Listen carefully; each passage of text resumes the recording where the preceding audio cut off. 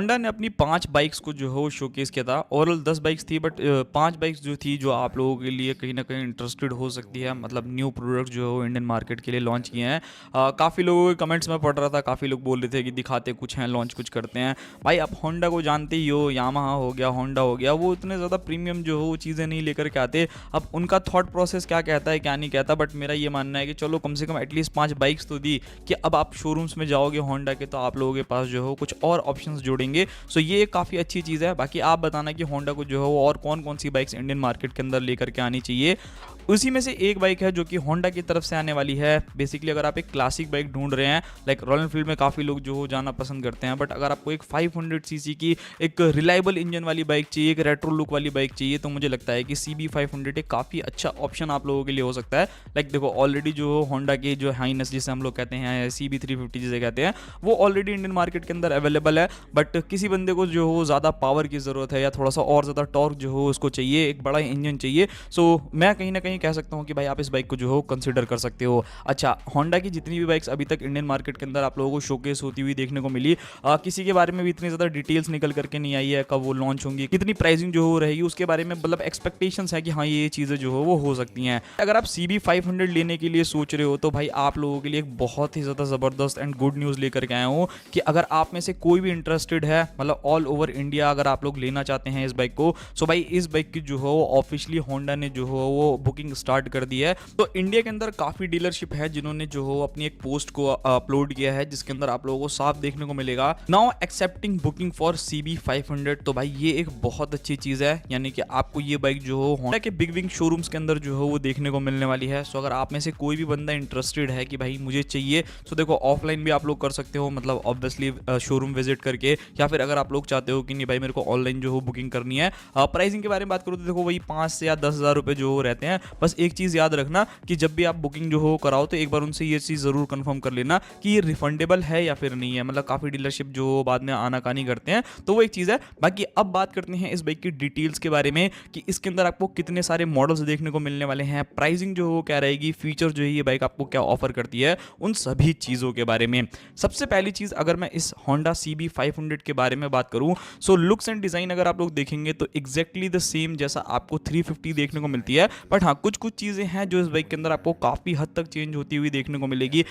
थोड़े से cosmetic changes भी आपको मिलेंगे, अलॉय व्हील्स में आपको चेंजेस मिलेंगे, कलर कॉम्बिनेशन में जो हो चेंजेस मिलेंगे। बाकी ओवरऑल अगर आप देखेंगे तो फ्रंट के अंदर आपको राउंड हेडलाइट्स मिलती है जो कि LED है एंड देखने में काफ़ी ज़्यादा सुंदर है। LED जो है यहाँ पर आपको टर्न सिग्नल्स भी मिल जाते हैं, सो ये भी एक काफ़ी बढ़िया चीज़ है जो मुझे काफ़ी अच्छी लगी। एंड ओवरऑल अगर आप लुक्स एंड डिज़ाइन देखोगे तो काफ़ी हद तक जो है रिजेंबल करने वाली है जो आप लोगों के ऑलरेडी CB350 आती है। अब यहाँ पर अगर इंजन के बारे में बात की जाए, सो देखो होंडा ने आपको 2 इंजन दिए हैं, 500 सीसी के दिए हैं, बट दोनों का जो कैरेक्टर है वो काफ़ी अलग है। यानी कि रेबल 500 के ऊपर मैंने ऑलरेडी वीडियो बना दिया था। सो अगर आपको ज़्यादा पावरफुल चाहिए एंड थोड़ा सा अलग कुछ चाहिए, कुछ टेस्ट चाहिए क्रूजिंग में, तो भाई आप जा सकते हैं। बट ये इंजन जो है वो थोड़ा सा उन लोगों को जो है मुझे लगता है ज़्यादा लोगों को अट्रैक्ट करेगा जिनको जो हो एकदम सिंपल बेसिक इंजन जो हो बहुत पसंद है एंड टॉर्की इंजन जो हो बहुत ही ज़्यादा पसंद करते हैं। तो यहाँ पर जो आपको इंजन देखने को मिलने वाला है वो कोई लिक्विड कूल्ड इंजन नहीं है। बेसिकली इसके अंदर आपको एयर प्लस ऑयल कूल का जो हो कॉम्बिनेशन मिलेगा। यहाँ पे अगर आप छोटा सा चेकआउट करोगे, सो ऑयल रेडिएटर है एंड जैसा आप लोगों को इंजन का शेप देख के समझ में आ रहा होगा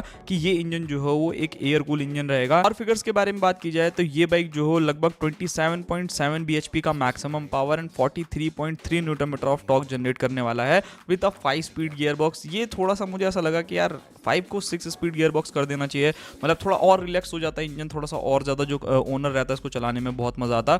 बट ठीक है, क्योंकि ऑब्वियसली अब अगर आप ऐसी बाइक्स लेते हो रेट्रो क्लासिक तो बहुत ज़्यादा भगाना पसंद नहीं करते, नॉर्मली जो हो बाइक के साथ साथ इंजॉय करते हुए आप लोग जो हो जाते हैं। सो वो एक चीज़ है। बाकी आप बताना कि आपको 5 स्पीड गियर बॉक्स चाहिए था या फिर 6 स्पीड गियर बॉक्स। बाकी होंडा के इंजन की reliability you know very well की कितनी ज़्यादा ज़बरदस्त है। नाउ फीचर्स वाइज बात करते हैं कि इस बाइक के अंदर आपको फीचर्स में क्या क्या चीज़ें ऑफर होती हैं। सो मेरे को, मैंने जो इवेंट के अंदर जाकर के सारी चीज़ें देखी थी, तो भाई मेरे को तो फीचर्स जो हो ठीक ठाक लगे। बहुत ज़्यादा फीचर लोडेड नहीं कहूँगा, बट हाँ इतने फीचर्स हैं कि आपका काम जो हो चल जाएगा, ऐसा आपको शिकायत नहीं होनी चाहिए। इस बाइक के अंदर आपको सबसे पहली चीज़ स्लीपर क्लच मिलेगा, जिसकी वजह से अगर आप लोग कॉर्नरिंग पे एकदम से गियर डाउन शिफ्ट करते हो, सो व्हील जो है वो लॉक नहीं होने वाला। होंडा रोड सिंक आपको इसमें मिलने वाला है, स्मार्टफोन कनेक्टिविटी, उसी के साथ HSTC, मतलब ये जो ट्रैक्शन कंट्रोल ही है जो कि होंडा की तरफ से आपको मिलता है। बाकी यहाँ पर अगर आप देखेंगे तो गियर इंडिकेटर हो गया, टाइमिंग आपको पता चल जाएगा, ट्रिप AB हो गया, ऑल LED सेटअप इस बाइक के अंदर जो है वो मिल जाता है, dual channel ABS, hazard light, like integrated kill switch, जो आपके लोग वीडियोस के अंदर भी जो है वो चेकआउट कर सकते हैं।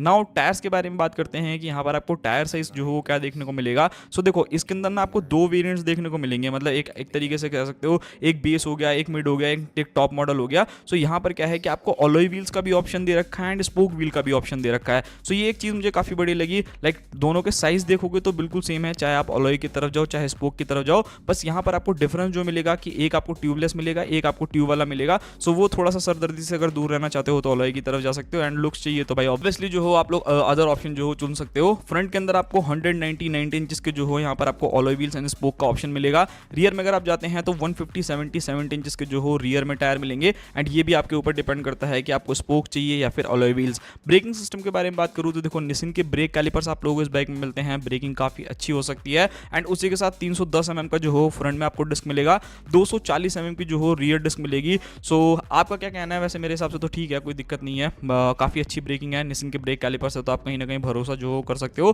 बाकी सस्पेंशन के बारे में बात करूँ, इस बाइक के अंदर आपको टेलीस्कोपिक सस्पेंशन जो हो फ्रंट के अंदर मिलता है, एंड यहाँ पर अगर आप देखोगे तो भाई आप लोगों को जो हो फोक प्रोटेक्टर भी मिलेगा। एंड रियर में अगर आप जाएंगे तो ट्विन शॉक रियर एब्जॉर्बर्स जो हो आप लोगों को मिलने वाले हैं। थोड़ा सा स्टिफर साइड रहता है बट ठीक है भाई, आपको ज़्यादा बढ़िया जो हो चीज़ें मिल जाएंगी अगर आप पिलियन के साथ राइड नहीं करते हो तो। सो वो एक चीज़ है। बाकी यहाँ पर अगर मैं बात करता हूँ कंपटीशन के बारे में तो देखो 500 सीसी के अंदर अगर आप देखोगे तो बहुत सारी बाइक्स आती हैं, लाइक BSA की गोल्ड स्टार 650 जो हो वो आती है, उससे इस बाइक का जो हो कॉम्पिटिशन करा जा सकता है।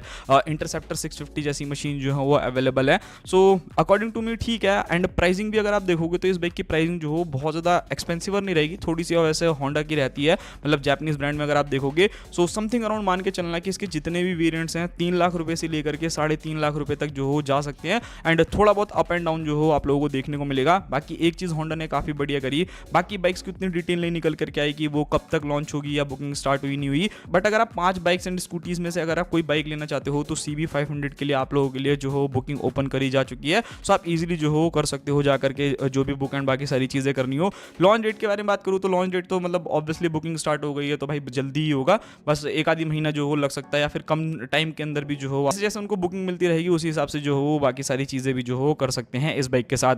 बाकी ये था पूरा का पूरा डिटेल वीडियो। आई होप कि मैंने आपको सारी की सारी डिटेल जो हो दे दी होगी, एंड अगर आप लोग इंटरेस्टेड है तो जा करके बुक कर सकते हो। एंड कमेंट बॉक्स में जरूर बताना कि क्या आप इस बाइक को लेना पसंद करोगे या फिर नहीं। होंडा थोड़ी और बाइक्स लेकर के आ जाता ना भाई, लिटरली मज़ा ही आ जाता। मतलब बहुत सारे लोगों की एक्सपेक्टेशन थी कि भाई जो होंडा है वो और भी बाइक्स जो लेकर के आएगा, बट ठीक है भाई, मतलब मेरे को लगता है कि 300 सीसी से लेकर के 500 सीसी तक की काफ़ी हद तक बाइक्स दे दी है। रेबल भी काफ़ी बढ़िया रहने वाली है, जो ADV जैसी मशीन्स आई है, डॉट बाइक जैसी बाइक्स आई हैं वो भी बढ़िया है, स्कूटी भी आप लोगों के लिए ला दिया, एक इलेक्ट्रिक प्रोडक्ट भी आ गया, और क्या ही लोगे। बाकी ये था पूरा वीडियो, फटाफट से जाओ जा करके बुकिंग कराओ भाई अगर आप लोगों में से किसी को भी ये बाइक लेनी है।